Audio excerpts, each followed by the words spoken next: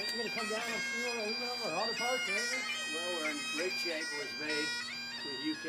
The Prime Minister did a great job. You know, they've been trying to make that deal for 12 years, and he got it done. So everybody respects it. It's going to be a lot of jobs for here, and great for America. And, you know, in terms of even the relationship, our relationship is unparalleled, but it keeps it even closer. You know, when you're able to have a good trade deal, it keeps it even closer. Is there a better deal to be done on whiskey and tariffs? Whiskey? Well, we'll talk about that. I didn't know whiskey was a problem. I'm not a big whiskey drinker, but maybe I should be one of them. The 10% tariff Maybe is I'll that have some floor. whiskey today. Is the 10% tariff a floor? Well, we're going to take a look at it. What about Starmer, Mr. President? We want to make the Prime Minister happy. We want to make, by the way, your First Lady, I would say First Lady, she's a respected person all over the United States. I don't know what he's doing, but she's very respected. As respected as him. I don't want to say more, I'll get myself in trouble. But she's a great woman and very highly respected. What do you have to say on Gaza today? What do you hope to accomplish? Yeah, well, we've, as you know, given a lot of money to Gaza for food and everything else. A lot of that money is stolen by Hamas, and a lot of the food is stolen. But we're very much involved, and I think it's one of the main reasons for our meeting today. Yeah, we're going to be discussing it today. We'll be talking about Gaza. Do you get ceasefire talks going again? Well, we want to get it going, but as you know, with Cambodia, they just announced a very big peace. That was going to be a very bad war, and so we're honored we got involved, and it's essentially settled. I think they're going to be settling it today, so it went for a few days. That was going to go on for years. That could have gone on for years. Millions of people could have been killed. We ended the war, and we're very happy about it. The Prime Minister says that recognising the Palestinian state will be a concrete step towards a lasting peace. Do you agree with his position? Well, I'm not going to take a position. I don't mind him taking a position. I'm looking for getting people fed right now. To me, that's the #1 position, because you have a lot of starving people. You have people that, you know, the United States recently, just a couple of weeks ago, we gave $60 billion. That's a lot of money. No other nation gave money. I know the Prime Minister would if he knew about it, and he really knows about it now because we're going to be discussing it. But we gave $60 million. Nobody said even thank you. You know, thanks. Somebody should say thank you. But other nations are going to have to step up. When I spoke to Ursula yesterday, she said that the European nations are going to step up very substantially too. Can you discuss the importance of free speech today? Well, free speech is very important. I don't know if you're referring to any place in particular. Perhaps they are, but we've had free speech for a very, very long time here, so we're very proud about that. Well, what's your advice on the small boats crisis, Mr. President? How would you deal with it? What's your advice on dealing with the small boats crisis in this country? The small boats crisis. It's about the boats coming over the channel, so we're taking a lot of action to stop people coming over the channel who shouldn't be here. Stopping them coming in the first place. Well, and then immigration is a big factor, and I think, frankly, if they're coming from other countries and you don't know who they are, and are they coming from prisons? We have them where they came in from prisons. We're moving them all out. We had a border last June, just recent, last month. We had 0 people come into the country, 0, other than coming through legal means. If you're stopping immigration and stopping the wrong people, I give my hats are off to you. You're doing not a good thing, you're doing a fantastic thing. So I know nothing about the boats, but if the boats are loaded up with bad people, and they usually are, because other countries don't send their best. They send people that they don't want, and they're not stupid people, and they send the people that they don't want. And I've heard that you've taken a much stronger stance on immigration. Yeah, we've done a lot of work stopping them coming. We just signed an agreement to return them, and we've returned 35,000, in fact, under the first year of this Labour government, of people who shouldn't be in this country. So we're very pleased that we're getting on with returning people who've got no right to be here.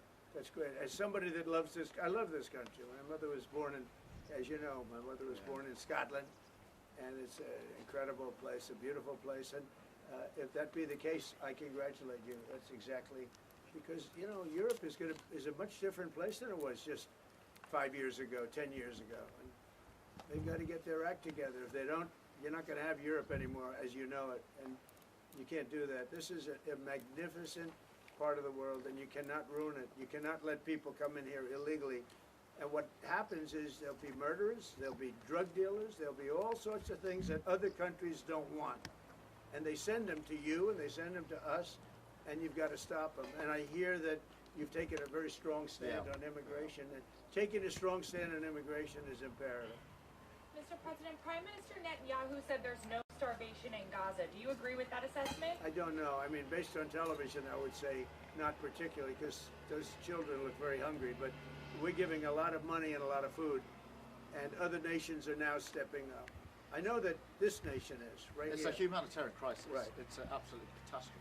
Do you think Israel has Nobody wants to see that, and I think people in Britain are revolted at seeing what they're seeing on their screens. So we've got to get to that ceasefire, and thank you, Mr. President, for leading on that, and also to just get more and more aid in. And again, America's done a lot on this, a lot of countries have done a lot. We're now working with Jordan on getting direct aid drops in, but this is a desperate situation. Mr. President, do you think Israel has done all it can do to avoid civilian casualties in Gaza? Well, I think nobody's done anything great over there. The whole place is a mess. It'll get straightened out, but it's a mess. They have to get food and meantime, food and safety right now.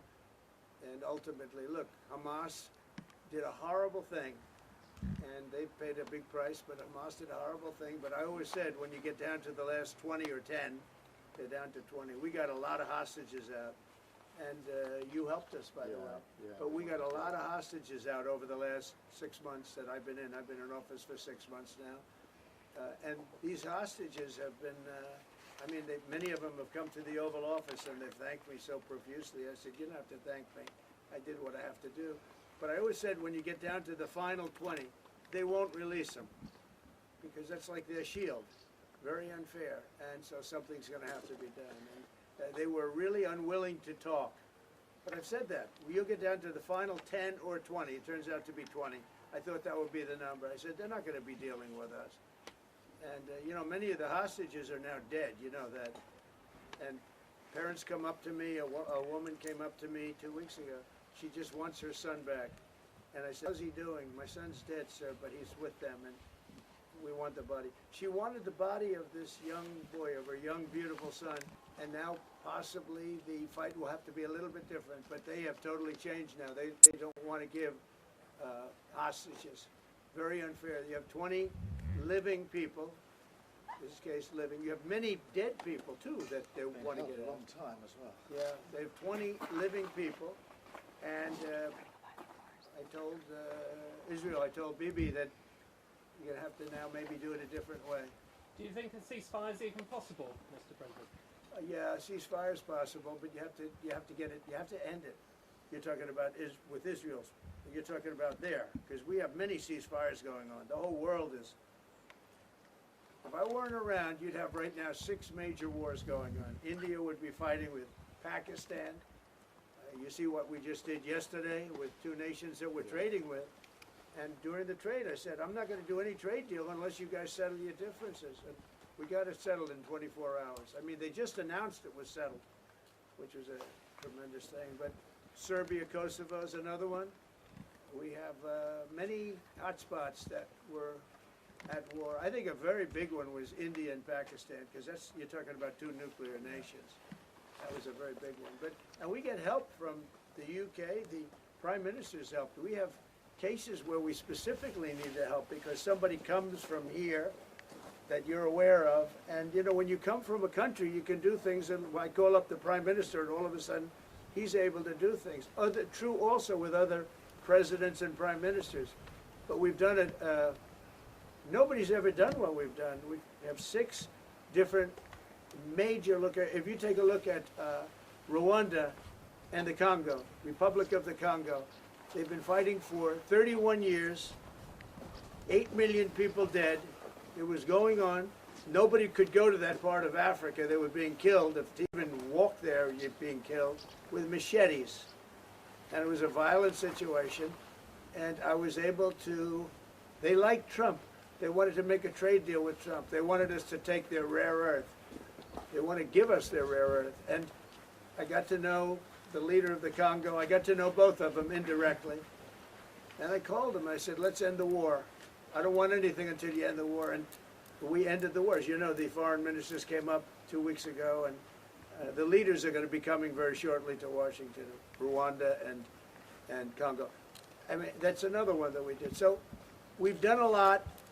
It's an honor to do it. It's not hard for me to do it, and I use, not in all cases, but I use a combination of knowing them a little bit, or in some cases knowing them a lot. I knew, you know, the leaders of Pakistan and India. I know them very well.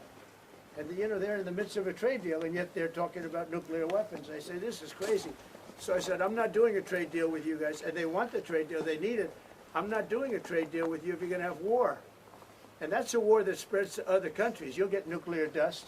We'll all get nuclear dust. When they start using nuclear weapons, that stuff blows all over the place, and really bad things happen. So maybe we're being a little selfish when we want to save wars, too. But we stopped a lot of wars, and it's a great honor to have done it. And on Russia, Mr. President, we're going to be talking inside about very much about Gaza and the humanitarian aspects of Gaza. Yeah. Mr. President, what about Russia and Ukraine? You're talking about ceasefires. What's the latest? I would have said 5 times we would have had a deal.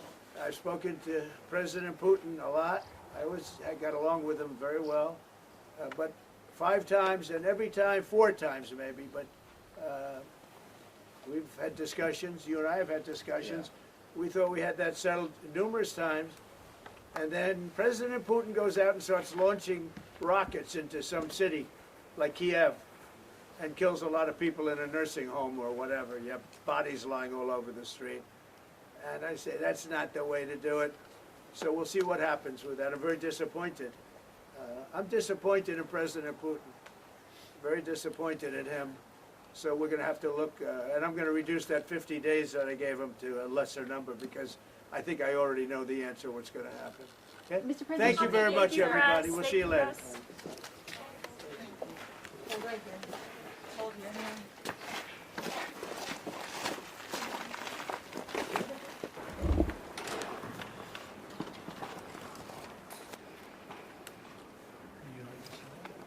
Well, let me welcome you, Mr. President, to Scotland, and fantastic to be here at Turnberry with you. Thank you so much for showing us around and having this opportunity to sit in this fantastic ballroom, which is absolutely incredible, and to start talking about some of the issues that are most pressing in your country, in my country, and in particular, we've had the opportunity to talk about the situation in Gaza and the intolerable situation, including images of starvation. And I think both of us know that we have to get to that ceasefire, and we have to increase humanitarian aid in. And thank you for what you've already been doing, are doing, and are committed to, because without you, this would not be capable of resolution. And I think that if we can work not just on the pressing issues of the ceasefire, but also on this issue of getting humanitarian aid in at volume, at speed, and then we've discussed a plan for what then happens afterwards. I think we can do our very best to alleviate what is an awful situation at the moment. So thank you very much for the discussion we've had so far, and the discussion we're about to continue on that really important issue. But it's fantastic to be here. Thank you for your hospitality, and to see this amazing golf course. I'll invite you to a football ground at some stage, and we can exchange sports. It's been great being with you, and thank you very much, Mr. Prime Minister. And you've done a fantastic job with regard to the trade deal. You know, they wanted a trade deal here for years, many years, through many different terms of different people, and you got it done, so I want to congratulate you on that. And it's a great deal for both. It brings unity. We didn't need unity, but it brings us even closer together. I think it's good for both parties. We also discussed, obviously, Gaza, and I think before we get to phase 2, which is, you know, what's going to happen afterwards, we want to get the children fed. We made a contribution a week ago of $60 million, all going into food. We only hope the food goes to the people that need it, because so much, as you know, when you do something there, it gets taken by Hamas or somebody, but it gets taken.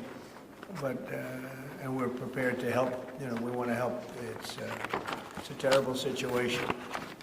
The whole thing is terrible. It's been bad for many years, but it's great to hear you feel the same way that I do. We have to help on a humanitarian basis before we do anything. We have to get the kids fed.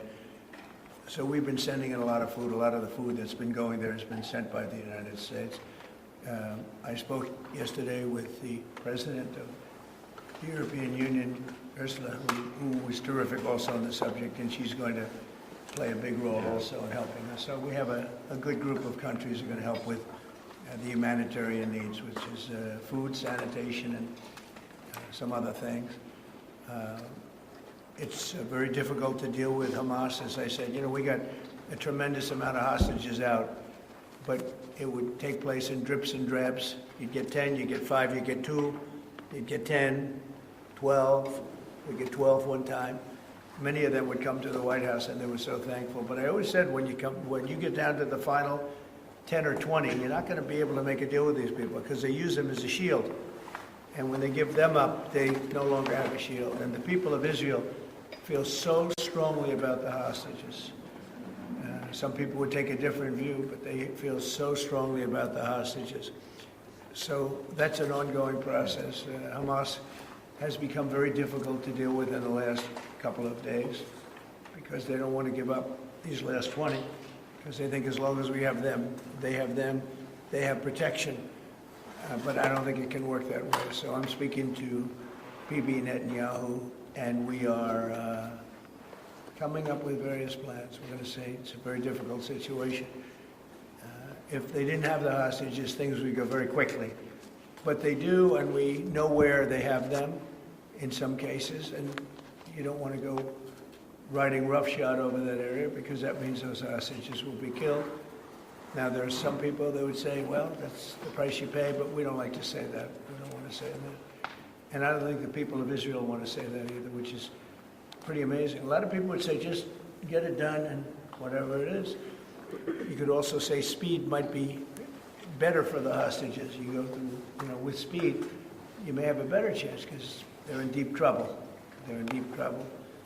You saw October 7th, and you saw what the damage and the horror that they committed. People can't forget that. You know, they tend to forget it, but they can't forget. That was one of the most terrible things I've ever seen. And you just cannot forget that.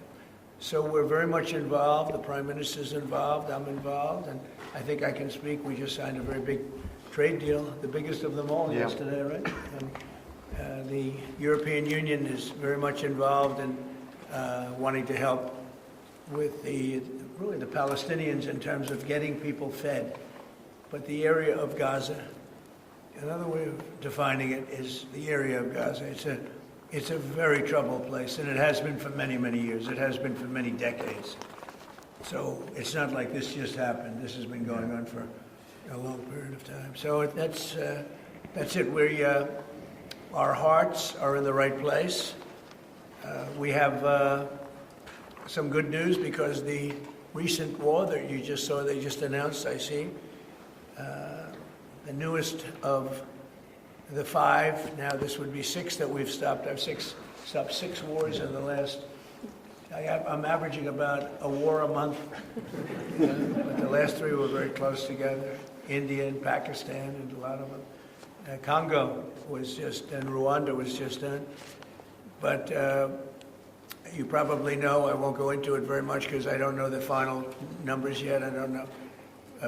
Numerous people were killed, and I was dealing with 2 countries that we get along with very well, very different countries from certain standpoints. They've been fighting for 500 years, intermittently, and we solved that war. You probably saw it just came out over the wire, so we solved it through trade. I said, I don't want to trade with anybody that's killing each other, so we just got that one solved. And I'm going to call the 2 prime ministers who I got along with very, very well and speak to them right after this meeting and congratulate them. But it was an honor to be involved, and that was going to be a very nasty war. Those wars have been very, very nasty. So we've done a lot of good work. We've had great support from the Prime Minister anytime we needed help, anytime we needed any form of support. You've been there. We appreciate it very much. And we're going to continue onward. We do have to take care of the humanitarian needs on what they used to call the Gaza Strip. You don't hear that line too much anymore. You don't hear the Gaza Strip, but it is the Gaza Strip, and it's amazing that it's not being handled a little bit differently. We're going to set up food centers, and we're going to do it in conjunction with some very good people, and we're going to supply funds. And we just took in trillions of dollars. We have a lot of money, and we're going to spend a little money on some food. And other nations are joining us. I know your nation's joining us, and we have all of the European nations joining us, and others also have called, and they want to be helpful. So we're going to set up food centers and where the people can walk in and no boundaries. We're not going to have fences, and they can't. They see the food from 30 you would say yards away, and they see the food. It's all there, but nobody's at it because they have fences set up that nobody can even get it. It's crazy what's going on over there. So we're going to work very closely together with your country, a great country. We also discussed inside that we are, there's a whole new thing happening with regard to energy from nuclear. And the Prime Minister's looking at that very strongly. And I know you have Rolls-Royce nuclear plants. That sounds pretty good, right? I love that. What a great brand that is. But you're also doing the Rolls-Royce or the nuclear plants, the smaller plants.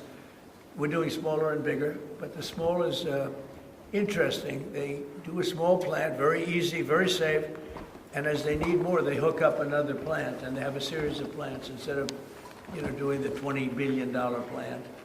That gets tough for a lot of people to do.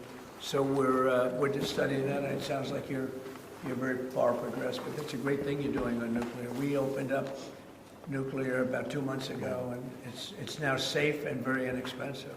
No, we see civil nuclear as a big part of the future as we go to sustainable, independent energy. And I think that between the two of us, we can work very much more closely on this. And we've agreed that that's our ambition, that's our aspiration. And this is going to be a big part of the future when it comes to energy. And you can see in the last few years, energy has been weaponised. Prices have dictated both families and businesses across the United Kingdom, and therefore taking control of energy is a huge prize. So the more we can work together on this, the better. And small modular reactors are a very big part of the future here, and we've got great companies like Rolls-Royce involved in that. So I'm very much looking forward to working together with you, Mr. President. We'll do that. We're going up to your oil capital in a little while. We're going up to Aberdeen. That's called the oil capital of Europe. And that's a great asset that you have up there someday. If they ever change their thinking on that, you have a great and valuable asset. There's a lot of valuable resources underground there. But that's a decision for you to make. But it's a very amazing place, and it is considered the oil capital of Europe. So it's another option that you have. So we are doing really well as a country, and I think that the Prime Minister has been so supportive of us, and so strong and so respected. And I respect him much more today than I did before, because I just met his wife and family. He's got a perfect wife and family, and that's never easy to achieve, right? But I take no credit for that. But he's become a friend, and together we got a deal done that has not been able to be done. It was a deal that's very good for both parties. A really good deal for both of our countries, and very, very well received here in the United Kingdom. So thank you very much for having us. Thank you. Appreciate it. Mr. President, I just want to follow up on Russia. Earlier you said that you were going to change the deadline from 50 days. So what is your new deadline? What can we expect? I'm going to make a new deadline of about 10 or 12 days from today. There's no reason in waiting. There's no reason in waiting. It's 50 days. I want to be generous, but we just don't see any progress being made. Mr. President, on Gaza, you just talked about setting up food centres in conjunction with other organisations. Right. You're talking about the Gaza Humanitarian Foundation or recognised aid agencies. How will this work? Well, it's going to be working with the United States. We'll be helping with the food. a lot of access to food. We got a lot of food ourselves, and we're going to bring it up. Make sure that they don't have barriers stopping people. You know, you've seen the areas where they actually have food, and the people are screaming for the food, and they're 35, 40 yards away, and they won't let them because they have lines that are set up. And whether they're set up by Hamas or whoever, but they're very strict lines, so we have to get rid of those lines. But we're going to be getting some good, strong food. We can save a lot of people. I mean, some of those kids that's real starvation stuff. I see it.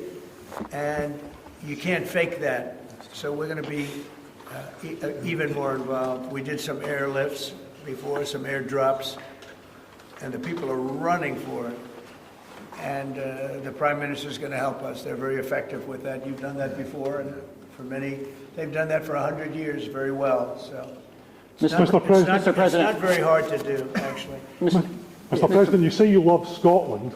You're the most Scottish president ever in the White House. Is there a better deal to be done for Scotland, for Scottish industry, in the deal that you've done with the Prime Minister? Whisky, for example. Well, I have great love for Scotland. You know, my mother loved Scotland, and she loved the Queen. I don't know, I might hurt myself by saying that the monarchists are going to like it.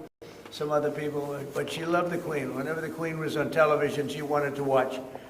And she would come back religiously. She'd come back to Scotland once a year with my sister Marianne, primarily, and sometimes my sister Elizabeth also.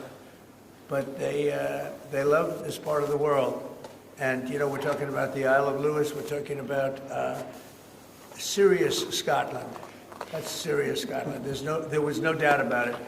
So, yeah, it gives me a feeling, you know, it's different. You go to another country, you have no relationship to it. You get to like maybe the head of the country or something. But it's different when your mother was born here, Stornoway, right in Stornoway, a beautiful little place. So is there a better deal to be done? Is there a better deal to be done for Scotland, for whisky, for example? Because of your love of Scotland, is there a better trade deal to be done for Scottish businesses like whisky? Well, I assume when we do our trade deal overall, a lot of it comes to Scotland, I hope. Maybe all of it should go to It's Scotland. It's a very good deal for the whole United Kingdom. We've already achieved great things under the deal, and we'll achieve even more as we work together. Mr. President, a lot of it is going to Scotland. I mean, I do know that, but I mean, we're dealing with the UK. But a lot of it comes to Scotland. And, you know, I was very particular. This is a part of the world I want to see thrive. It's going to thrive. Mr. President, back to Gaza. You talk about Hamas stealing food and stealing aid. What responsibility does Israel have for limiting aid to the region? And if I could ask a follow-up to the Prime Minister, what pressure can be put on Israel, and is that something that you and the United States could work on together? Israel has a lot of responsibility. They're hampered by the fact that you still have 20 hostages or so. And the people of Israel are very concerned about the 20 hostages. It's very interesting. You could say they could be more concerned about retribution than the 20 hostages, but they really want the 20 hostages to survive and live to make it. You know, many of the hostages came to my office, in the Oval Office, and I was amazed by, I would ask them the question, was there any sign of love? Was there any sign of, when you were a hostage and you have all of these people from Hamas around you, sometimes 100, sometimes 10, sometimes 2, but you're a hostage and you're being stored in a pipe. It's not even really, a cave, or it's a pipe, a little pipe.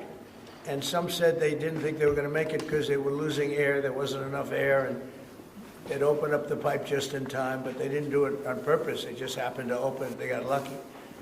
But I said, did they ever wink at you and say, like, don't worry, you're going to be okay? Did they ever give you some extra food, even if it was a piece of bread? Did they ever give you anything during that time? And some were there for 400 or 500 days now, right? It's a long time, a year and a half, more than that. And not one person said there was any love from anybody. You know, in other words, you have hundreds of people, and you see it in the movies where somebody's a prisoner and somebody's helping. You even see it with Germany, where people would be let into a house and live in an attic in secret. You know, you see signs of stuff. I said, did you see anything like, did they wink at you? Did they say, don't worry, you're going to be okay? I never received, I ask that question all the time. I've never received one answer that said, yeah, they really wanted to help. No, the hatred is just incredible. But, sir, on the access to food issue, what more can Israel do? And again, to the Prime Minister as well. Well, I think Israel can do a lot. I will say that Iran, I think, interjected themselves in this last negotiation. Can you imagine the beating they took? We wiped out their nuclear possibilities. They can start again. If they do, we'll wipe it out faster than you can wave your finger at it. We'll have to do that. We will do that gladly, openly and gladly. They've been saying, Iran's been sending out bad signals, I'll tell you. For a country that just got wiped out, they've been sending very bad signals, very nasty signals.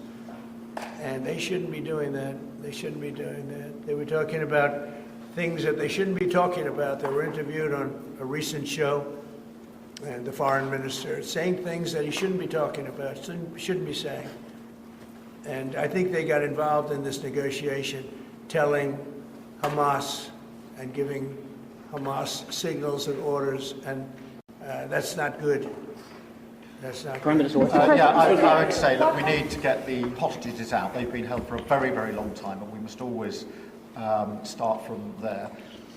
But also recognise the situation on the ground in Gaza is absolutely intolerable, and I think that certainly speaking for the British public and myself, those images of starving children in particular are revolting, and there's a sense of revulsion in the British public at what they're seeing, and they know, and we know, that humanitarian aid needs to get in at speed, at volume. Yes, some can be airdropped, and we're working with others, with the US, with Jordan on that, but the trucks need to get in, because that's the only way you can get the volume in, and we do thank the President for the work he's done to try to get to a ceasefire, which we desperately need, but also to put aid in to the region. There needs to be much more of that. We need to galvanise other countries in support of getting that aid in. And yes, that does involve putting pressure on Israel, because this is a humanitarian catastrophe now. We also need to look beyond that situation to what then happens in the event of a ceasefire, which is desperately needed. And that's why I'm really pleased that we're having a discussion about what a peace plan would look like after that, the component parts of that. And we have to be really clear at this point that Hamas can play absolutely no part in any future governance in Palestine, and that's and in Gaza. And it's really important that we're clear about what triggered this, who took the hostages, and giving out passports after the terrorist organisation. But I think today the focus has to be on getting that humanitarian aid in. Mr. President. Will the UK avoid your pharmaceutical tariffs, and will it happen before August the 1st? Well, we'll be announcing on pharmaceuticals sometime in the very near future. We have a very big plan on pharmaceuticals. We want to bring a lot of the pharmaceuticals back to America, where they should be. If you look at COVID, it sort of taught us a lesson. We were getting our pharmaceuticals from other countries. We almost didn't make any. We used to make them ourselves, and we're going to want to be making a lot of them ourselves, all of them in a sense. But you also have a good pharmaceutical business. We'll be dealing with you on pharmaceuticals also. And we certainly feel a lot better with your country working on pharmaceuticals for America than some of the other countries that were. With the relationship we have, you would not use that as a cudgel. You wouldn't be using it as a block. But we're going to be announcing sometime very soon, I think, pharmaceuticals are our whole thing. And the companies know. And drug prices are going to be coming down very substantially in the U.S., very, very substantially. And that'll happen very soon. Mr. President, we can all sense your frustration with Vladimir Putin. Sorry, we can all sense your frustration with Vladimir Putin. Yeah. Do you think he has been lying to you about his intentions in Ukraine? Well, I don't want to use the word lying. All I know is we'd have a good talk, and it seemed on, let's say, 3 occasions, it seemed that we were going to have a ceasefire and maybe peace, and you divide it up and you do whatever you have to do, that obviously to get to the end.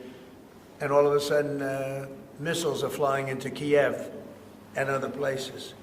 And I say, what's that all about? I spoke to him 3-4 hours ago, and it looked like we were on our way, and then I'd say forget it, and I'm not going to talk anymore. You know, this has happened on too many occasions, and I don't like it. I don't like it. Mr. President, you have a successful social media site. There are new powers here to censor your site, state mandated powers. To censor my site? To censor your site and Twitter Truth? and Facebook. Truth? I mean Truth. Is that okay? Well, I don't think he's going to censor my site because I say only good things. Will you please uncensor my site? Yeah, we're not censoring anyone. We've got some measures which are there to protect children, in particular from sites like suicide sites. We've had too many cases in the United Kingdom of young children taking their own lives, and when you look through their social media, they've been accessing sites which talk about suicide and encouraging, if you like, children down that road, and that is what we want to stop. There's nothing about censoring free speech. But that treats all adults like children. This country is the proud. But that can treat all adults like children. Free speech in this country has been for a very long time. We're very, very proud of it.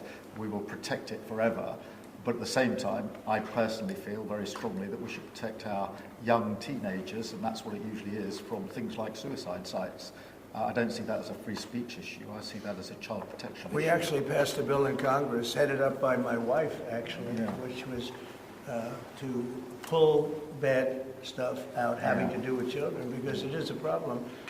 But I cannot imagine him censoring Truth Social. That's more of a very political, and it's been a very big success. It's not going to happen. And I only say good things about him and his country, so if they censor me, you're making a mistake. I'm going to give my ambassador the job, make sure it's not censored. I had not heard that. Mr. President, question about golf? You're a big investor in this area, Mr. President. I say it? You're a big investor in this area of Scotland. To put it mildly. To put it mildly. Like this ballroom that we built it's from amazing. scratch. Do you worry, though, about the risk of increased taxes here? Will that stop you investing?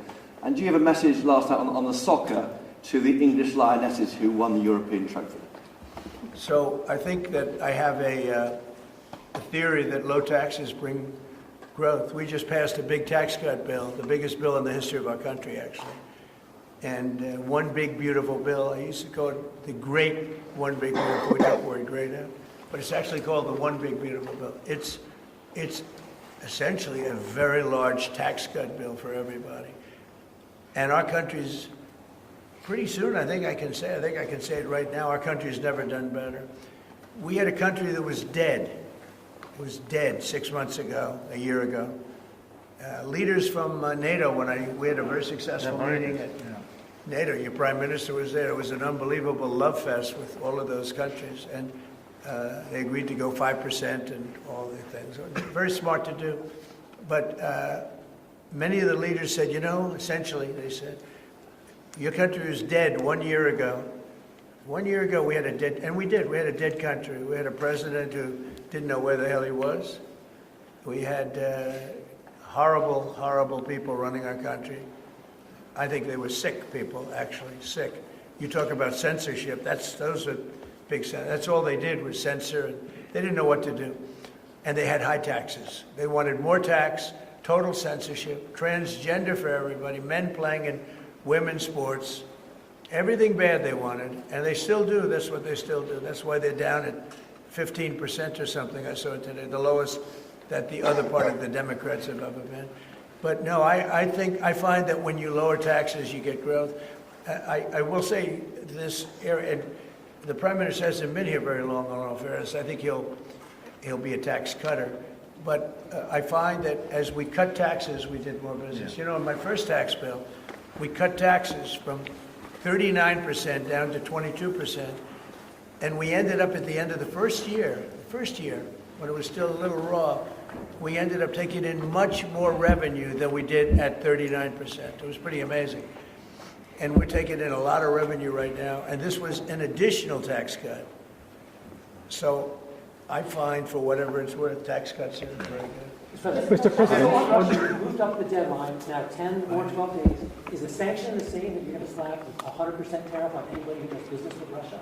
So what I'm doing is we're going to do secondary sanctions, unless we make a deal. And we might make a deal. I don't know.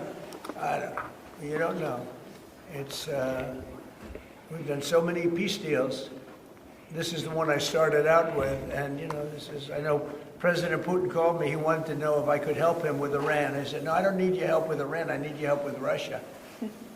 And so that's the one deal that continues to linger. And we're losing 5,000. They're losing. I'm not losing. You're not losing. But 5,000 Russian and Ukrainian kids a week are dying. And that's not mentioning the people that are dying also in towns where, he's lobbing missiles into certain towns like Kiev. And he's got to make a deal. It's too many people are dying. It's a really bloody war. And the 5 is now, they're really telling me that number is obsolete. It's like 7. That's terrible. So you have 7,000 Russian and Ukrainian soldiers dying every single week for no reason whatsoever. So you would think, based on common sense, you would think he'd want to make a deal. We'll find out. No communication. Mr. President. Publicly, have you had any other, through any channels, conversations with the Russians reiterating this? In what? Reiterating this new pressure and deadline. And we're going to have well, you're the press. I'm reiterating it to you. I'd say 10 to 12 days. I'll announce it probably tonight or tomorrow. But there's no reason to wait. If you know what the answer is going to be, why wait? And it would be sanctions and maybe tariffs, secondary tariffs. You know what a secondary tariff is.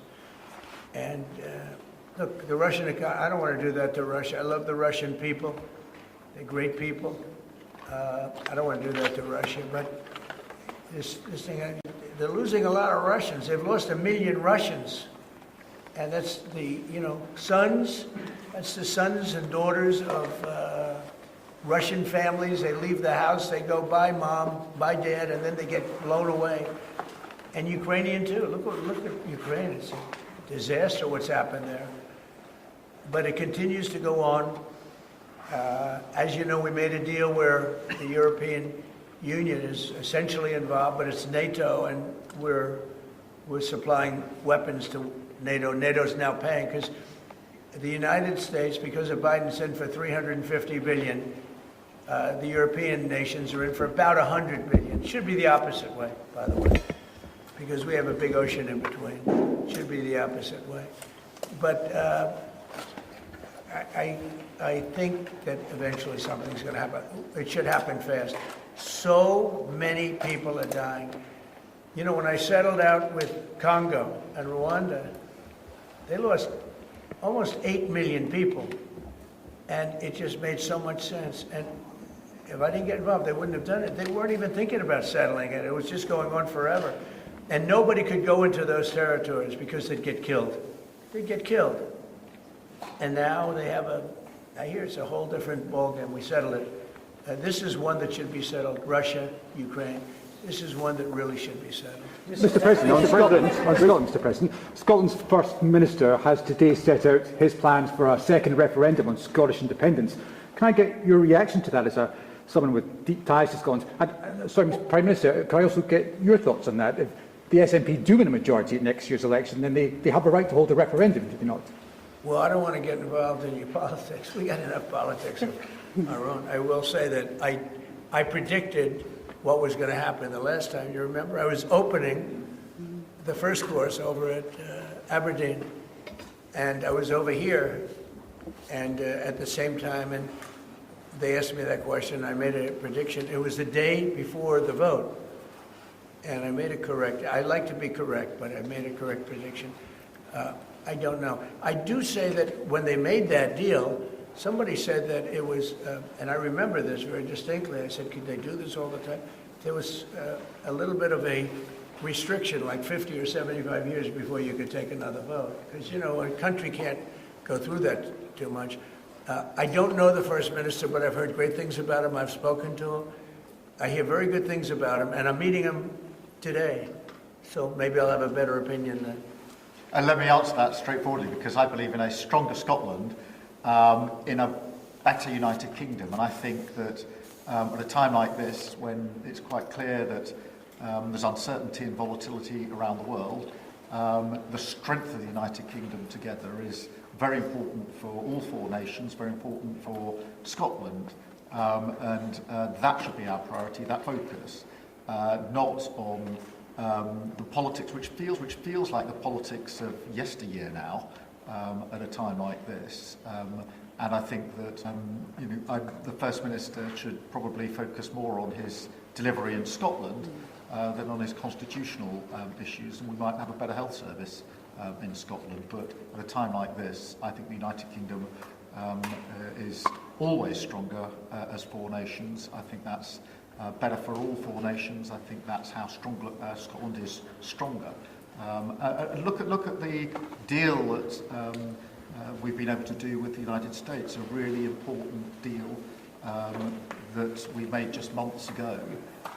That is what the United Kingdom can do when we act as a powerful set of four nations together, and there are very many other examples. Mr. President, you toured the Federal Reserve last week, and they are set to meet this week. Do you think your visit has inspired a potential rate cut, or how do you see things shaking out this week? Well, it's interesting. I did tour it. I toured the building. Yes. And if you looked at this building, if you came here like 14, 15 years ago, we've had it a long time. It's been an honor to have Turnberry. But I was on much more opulent walls, ceilings, floors. We had to do this. And we did a very great job. I mean, you see how beautiful it is inside. Everything was saved, everything was preserved. We had ceilings that were in bad shape, they were falling down. You know, it's very old, wasn't properly maintained. Now it's brand new and beautiful, and we saved everything. If you really think here, you took a look and you were sort of commenting the coloring.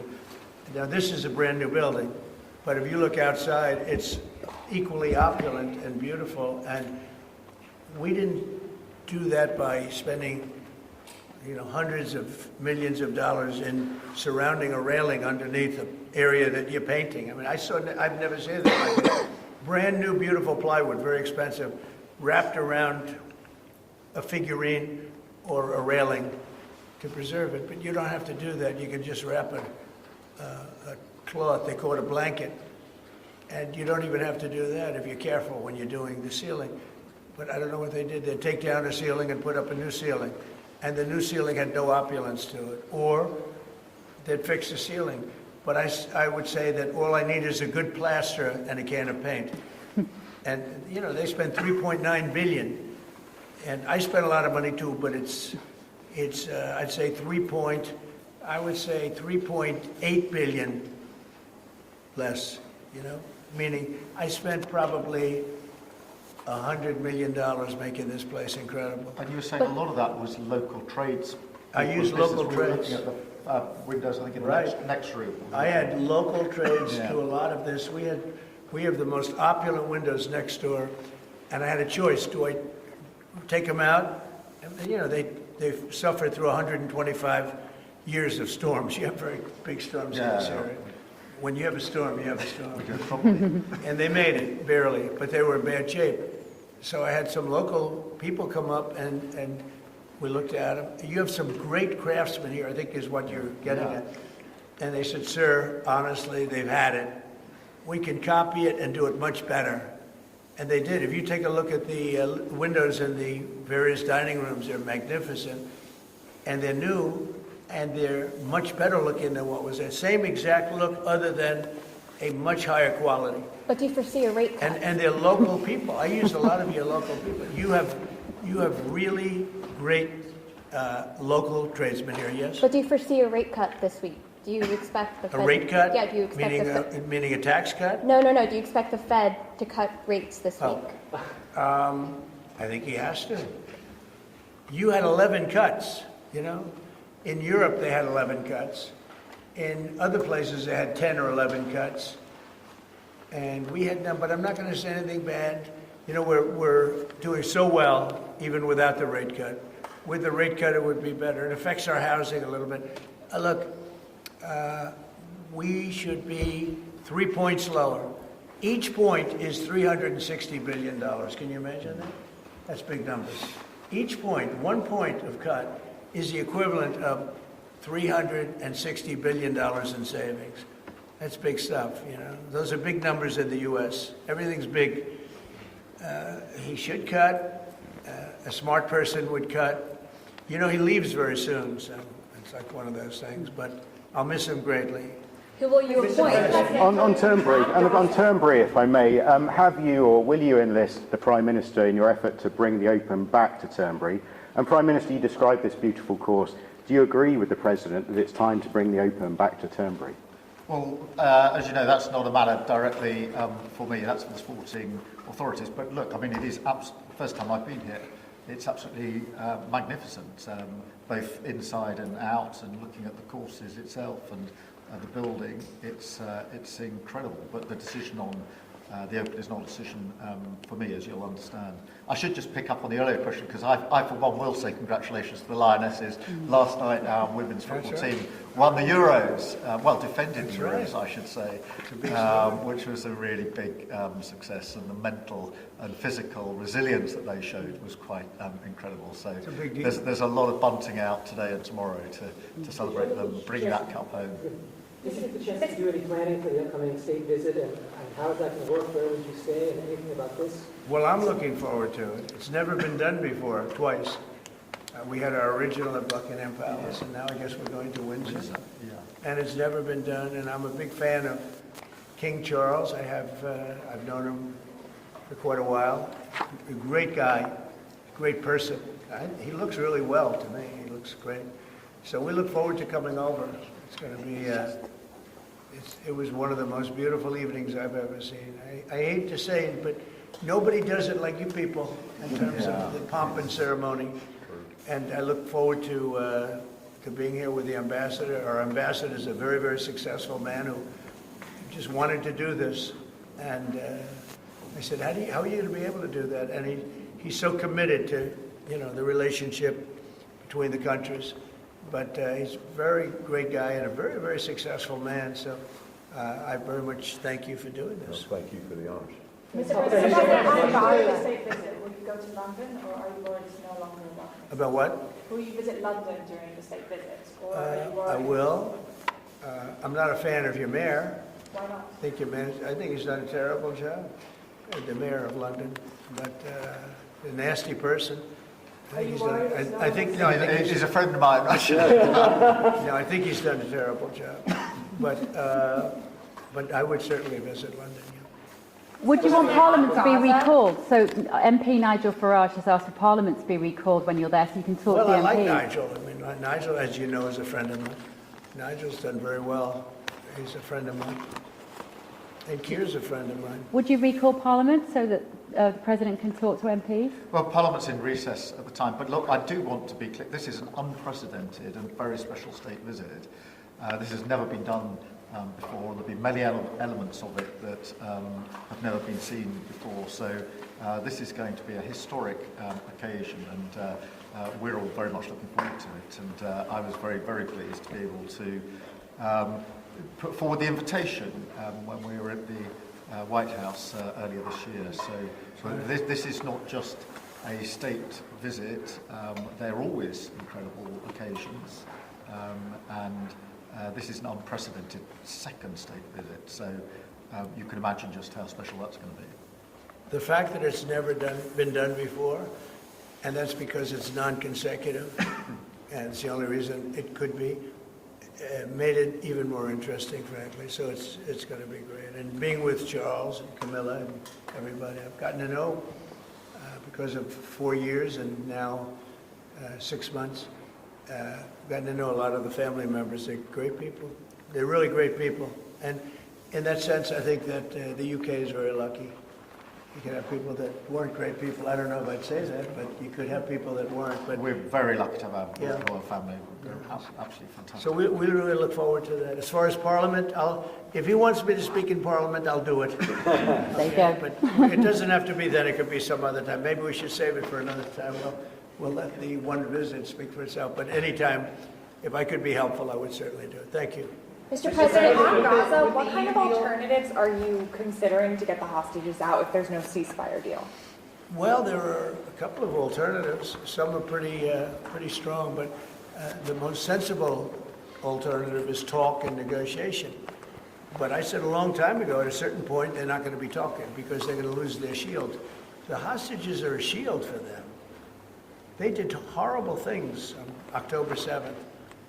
And the hostages are a shield. And I said, you know, you're going to get down a number, and the number's going to be at a point where you're not going to be able to get them back unless you're going to be very energetic, or to put it a different way, unless you're going to be very ruthless and violent. It's a bad situation to be in, very bad. Mr. President, back to Russia. You talked during the campaign about President Putin respecting you and that helping you have a relationship with him. Do you still feel that way, that he respects for you, considering the conversations you've had that have been really nice, or is he being disrespectful? I've always gotten along with President Putin. I've had a great relationship with him. And he went through the Russia hoax too. You know, I mean, it was, we used to talk about it. We used to say, you know, it's too bad we really can't do anything between our country. Because if we did, they'd say, oh, it's, you know, some... Look, I was tough on Putin because I was the one that closed up Nord Stream, and Biden came along and opened it up. I was very tough on Putin in one way, but we got along very well. And I never really thought this would happen. I thought we'd be able to negotiate something, and maybe that'll still happen, but it's very late down the process. So I'm disappointed. And you know, the funny thing is that their economy isn't that big, and it's having a hard time right now, but it's a relatively small economy. Strong military, but strong economy. And it used to be a strong economy, now it's not. He's gone through a lot. Economically, it's not easy, but it's pretty small, you know, compared to that magnificent size of that land. The land is massive. It's got, I guess, 9 time zones or something. It's a massive piece of land. Russia could be so rich. It could be so rich. It could be thriving like practically no other country. And they're holding that back because we can't. He wants to do trade deals with us. He talks about it all the time. He wanted to. And I envision that, a lot of trade with Russia. They have a lot of valuable things. When you talk about rare earth, they have serious rare earth, right? They have just about every form you can have. So, you know, Russia could be so rich right now. Instead, they spend all their money on war. They spend everything on war and killing people, and it doesn't make sense to me. I thought he would want to end this thing quickly. I really felt it was going to end, but every time I think it's going to end, he kills people. Could a meeting help, and are you considering, has been proposed to meet in Turkey in August? I'm not, you know, I'm not so interested in talking anymore. He talks, we have such nice conversations, such respectful and nice conversations, and then people die the following night with a missile going into a town and hitting, I mean, recently, I guess, the nursing home, but they hit other things. Whatever they hit, people die. So, Adam. We've just had a sense of your differences in political persuasion where Nigel Farage and Sadiq Khan came up in conversation. I wonder if you have any advice, either of you, for a very divided, polarised world on how you make your relationship work when you come from... Not differences. I happen to like both men. I like this man a lot, and I like Nigel. And, you know, I don't know the politics over here. I don't know where they stand. I would say one is slightly liberal, not that liberal, slightly, and the other one is slightly conservative. But they're both good men.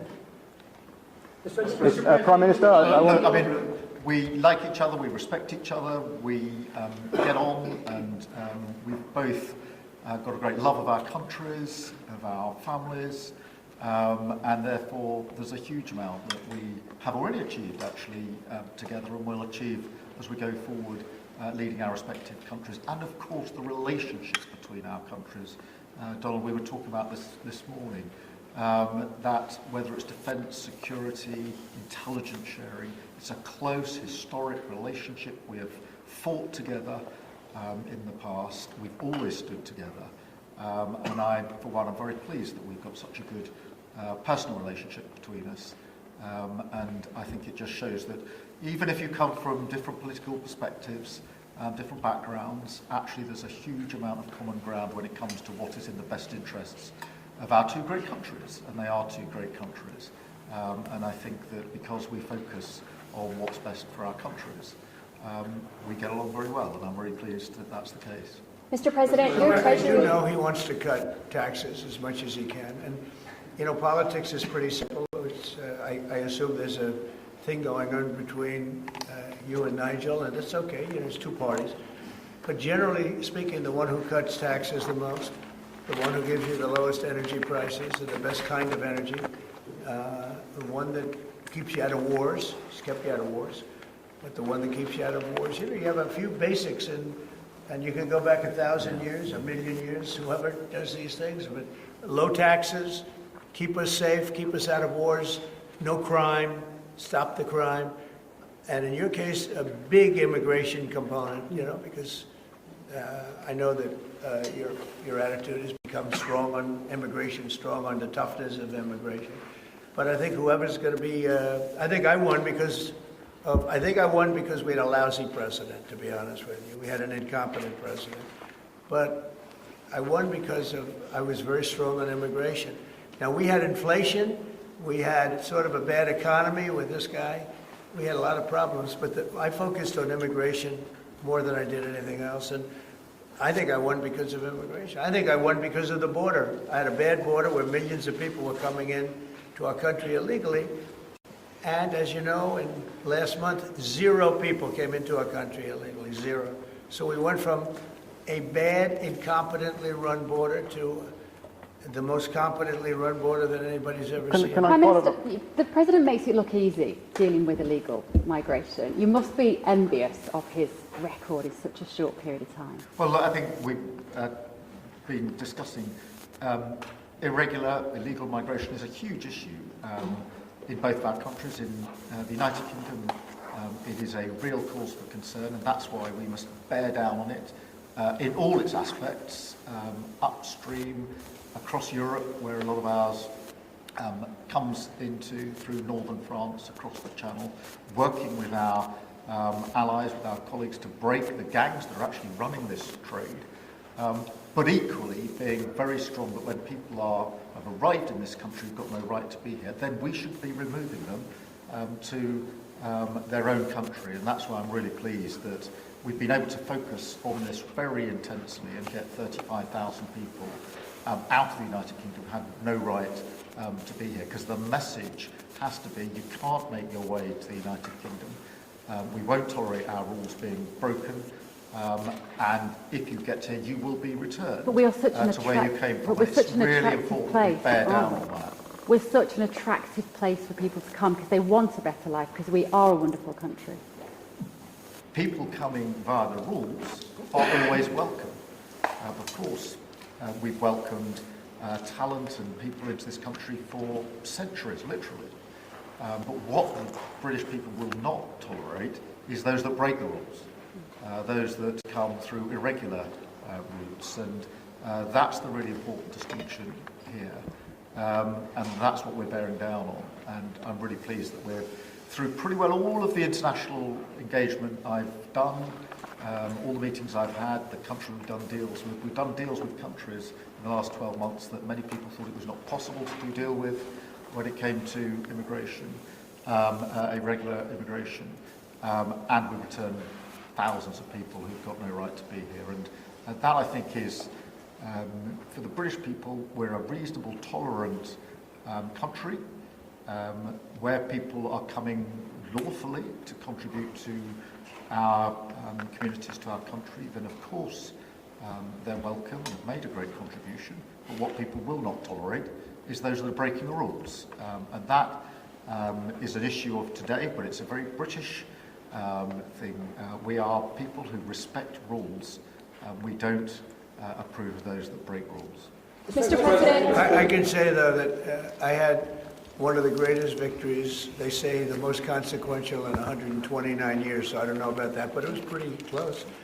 And we won all of the swing states, which never happens. We won the popular vote by millions of votes. We won, tremendous electoral college sweep. And I believe I did it more than anything else because of my strong stand on immigration. And I don't think this country is any different in that sense. I think it's a big factor. And it is with a lot of the European countries. Some of the countries have, lost their way, and they have tremendous crime because of it. I mean, you had countries with no crime that now have tremendous crime. And you know the countries, and I know the countries. And so I think it's a huge factor in any election, not just this election, but in any election. I think the one that's toughest and most competent on immigration is going to win the election. But then you add low taxes and you add the economy. He did a great thing with the economy because a lot of money is going to come in because of the deal that was made. But I think that immigration is now bigger than ever before. Mr. President, your Treasury Secretary is meeting with Chinese trade officials right now. Have you received an update? Do you expect a deal when these talks are over, especially with the August 1st deadline? No, they're meeting right now. And, you know, we have a good relationship with China. But China's tough. And like you're tough, you know, we're all tough, yes. But we're going to see what happens. We just concluded our deal with Japan. It was very good for everybody. We're making, you know, great deals. We're making deals that are good for us, but we want them to be good for everybody. It's important. It's sometimes I'll do something that I shouldn't do because it's not very important for our country, but it's very meaningful for the country on the other side. And I'll let them have that point because it's very important for them.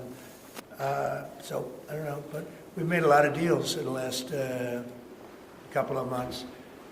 And then ultimately, as you might as well know, we're going to just, because we have, you know, you have 200 countries, more, but people don't know that. You got a lot of countries.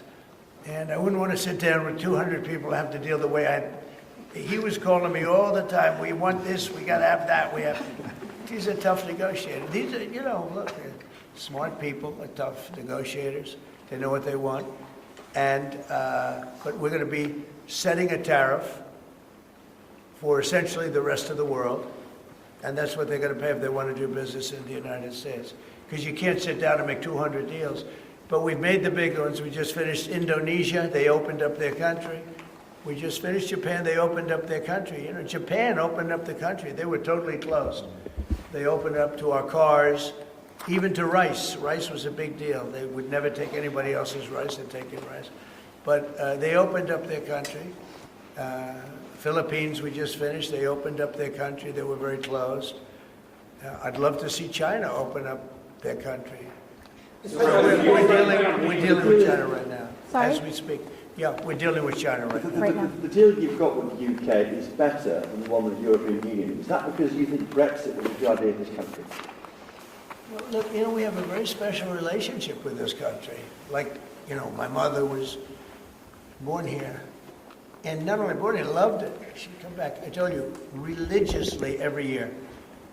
And she'd go up to Stornoway and see her relatives.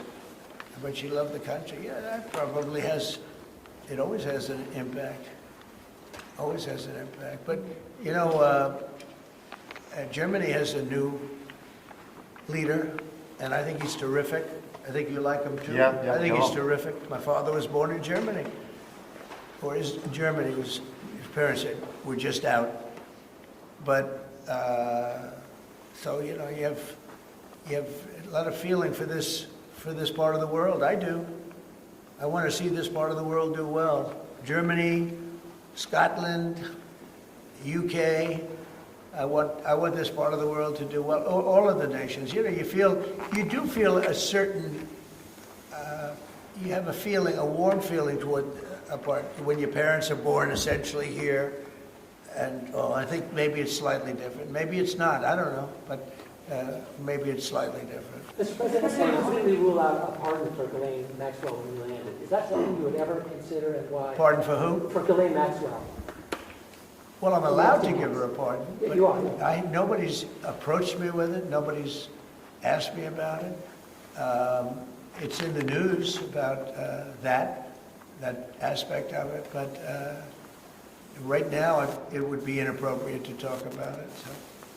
Mr. President, your opposition to offshore wind is well known. In Scotland, wind is a disaster. But in Scotland and across the UK, wind farms are. I know, it's a shame. It's not his fault. Well, I used to tell Alex. Have you spoken to the Prime Minister, and will you speak to the First Minister? Well, all I can do is give my wind. Look, wind is the most expensive form of energy.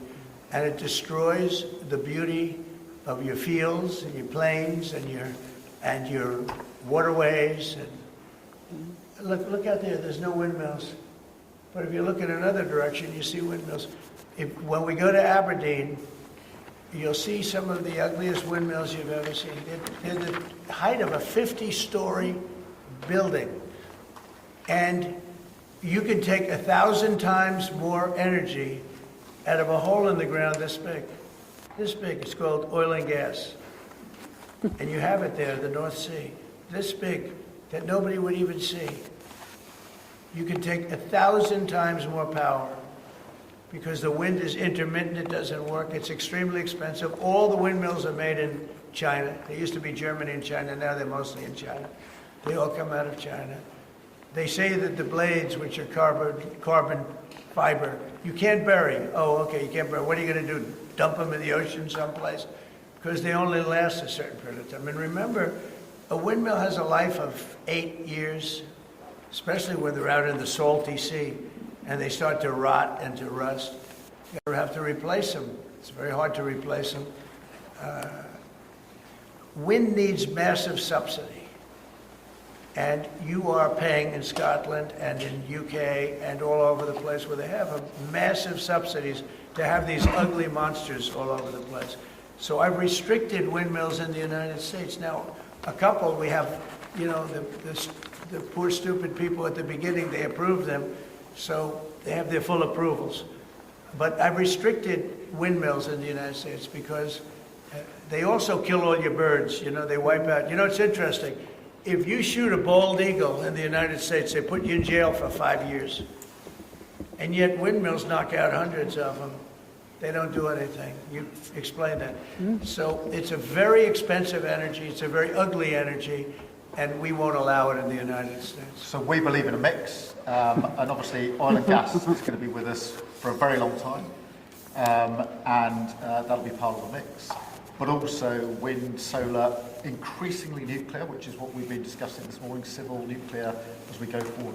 The most important thing for the United Kingdom is that we have control of our energy, and we have energy independence and security, because at the moment, whatever the attributes and facilities in the North Sea, that is sold onto the international market, and we buy it back off the international market. That was a historic mistake in my view. But what we need is a mix so that we get the energy security that we need for the future, and that's the focus of everything that we're doing. But what we have discussed today is that the energy prices are too high, which is why we recently took measures to reduce the energy prices, particularly for energy-intensive businesses. But in the long run, the only way to reduce your energy prices is to take control of your energy, and that's what we're doing, taking control of our energy. Mr. President, our King Charles, who you're a great friend of, is a big fan of eco projects, of windmills, as you call them. Is he wrong? So King Charles is an environmentalist, I will tell you. And I say that in a positive way, not a negative way. And, every time I've met with him, he talked about the environment, how important it is. And I'm all for it. I think that's great. You know, King Charles, more than anything else, loves the country. But I got to know him very well. He truly is an environmentalist. He wants clean air, clean water, you know, all of the things that we all want. Mr. President, you have said that you have not been briefed on the Epstein files, or your name has not appeared in the Epstein files. But doesn't the AG have to tell you if your name is in the files? I haven't been overly interested in it. You know, it's a hoax that's been built up way beyond proportion. I can say this, those files were run by the worst scum on earth. They were run by Comey, they were run by Garland, they were run by Biden and all of the people that actually ran the government, including the Autopen. Those files were run for 4 years by those people. If they had anything, I assume they would have released it. The whole thing is a hoax. They ran the files. I was running against somebody that ran the files. If they had something, they would have released. Now, they can easily put something in the files that's a phony. Like, as an example, Christopher Steele, a person you know well, happens to be from your country. But Christopher Steele, as an example, wrote a book, a dossier. We call it the fake news dossier. And the whole thing was a fake. The whole thing was a fake. They could put things in the file that are fake, but those files were run by bad, sick people. If they had anything, why didn't they use it when I was killing Joe and then he gave out because he was 25 points down? And then I got somebody new. Nobody even knew anything about her. She was a horrible vice president. She was a border czar, but she never went to the border. She never once called a border patrol agent to find out how we do. But she was the border czar. Her name was Kamala. Nobody knows her last name. It was Harris. But nobody knew her last name. So I ended up, how would you like to end up in a race where you're killing somebody, you're beating him, and then they say, all right, we'll take him out. He's not working. Let's put somebody else. And then she had a 6-week honeymoon. It was amazing. They predicted she would have a 6-week honeymoon, and she did. And then she got slaughtered. Do you feel that? But think of it. Those files were run by these people. They were run by my enemy. If there was anything in there, they would have used them for the election. Do you feel that? That drawing, I think I heard you say something the other day, that the drawing that was the subject of the Wall Street Journal report. I don't do drawings. I'm not a drawing Do person. you think it was fraudulent? I don't do drawings. Sometimes people say, would you draw a building? And I'll draw 4 lines and a little roof, for a charity, so. But I'm not a drawing person. I don't do drawings of women, that I can tell you. They say there's a drawing of a woman, and I don't do drawings of women. And also, Epstein was always a very controversial guy. I was at a very high position, pretty much all my life, in all fairness. I've been doing this for a long time. I had the top show on television. I had the #1 bestsellers. I had everything, right? And I was a very successful business guy. He was a very controversial. Who would do a controversial drawing? Now, with that being said, they say there were many letters done by many people, and many big people, big successful people.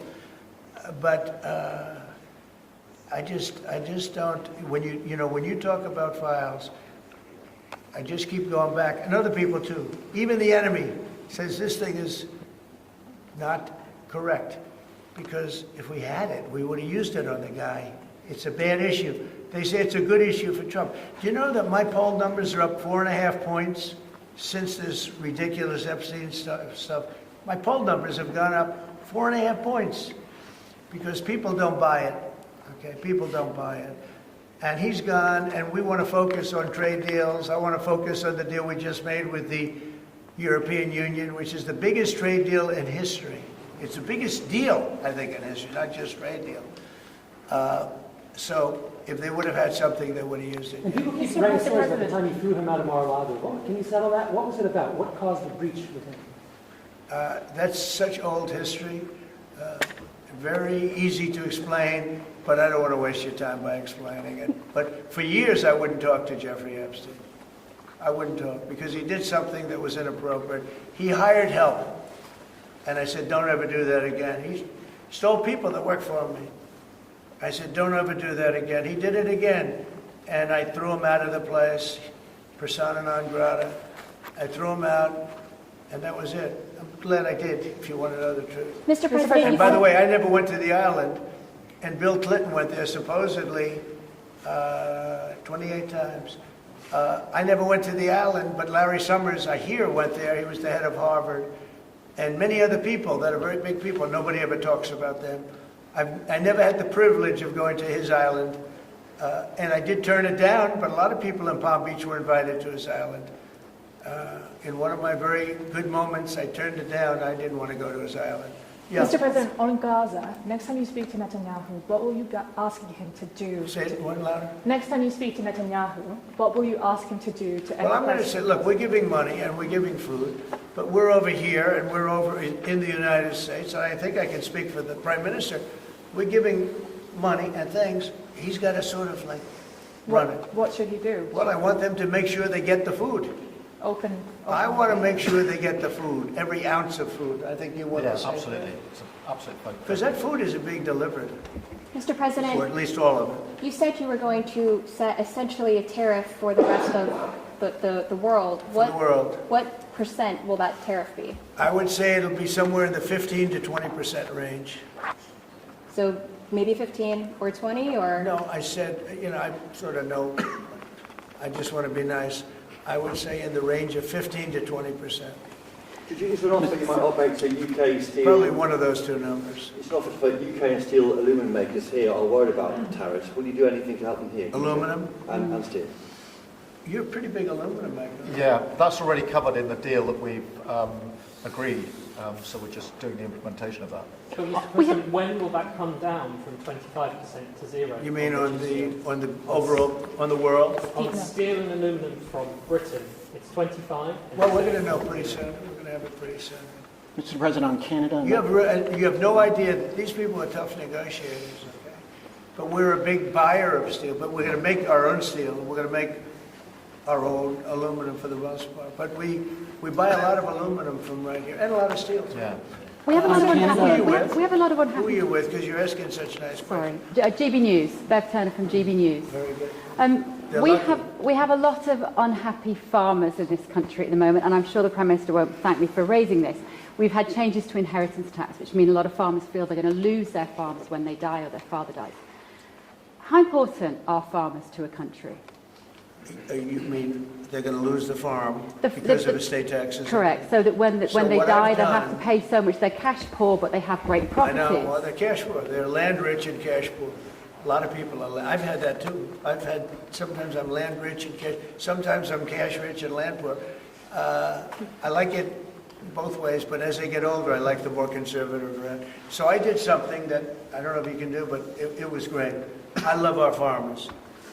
As you know, in our tax bill, we have a clause that's very important. We were losing a lot of farms to the banks because a loving mother and father would die and left their farm to their children or their child, but their children, their family.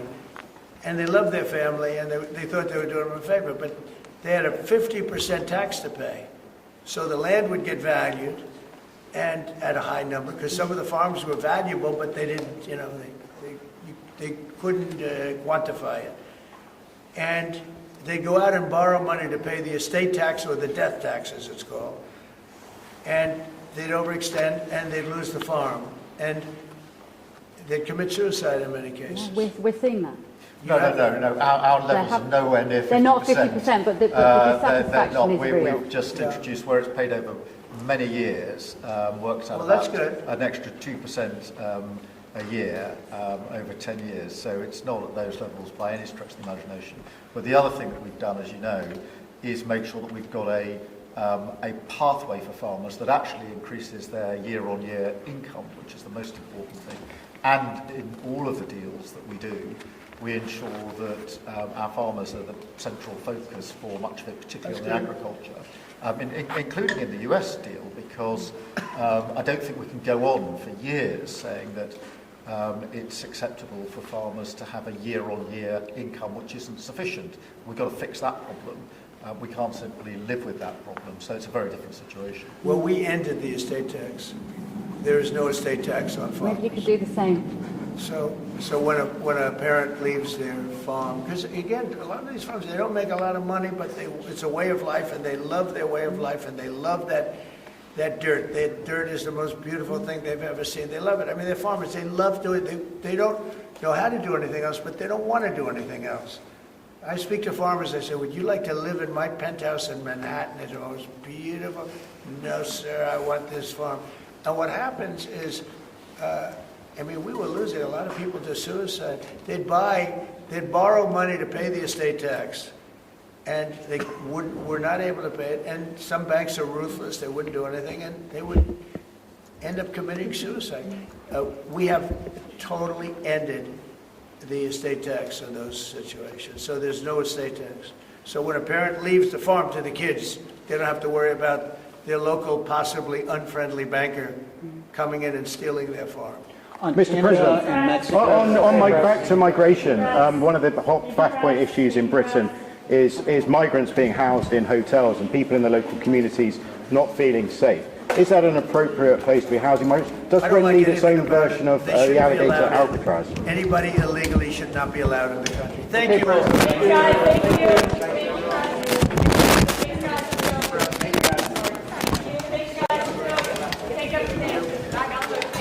Take everything first. Oops, can't feel my note. Thank you guys. Keep moving, guys. Keep moving. Guys. Guys. Take everything with us. Thank you guys. Grab it all.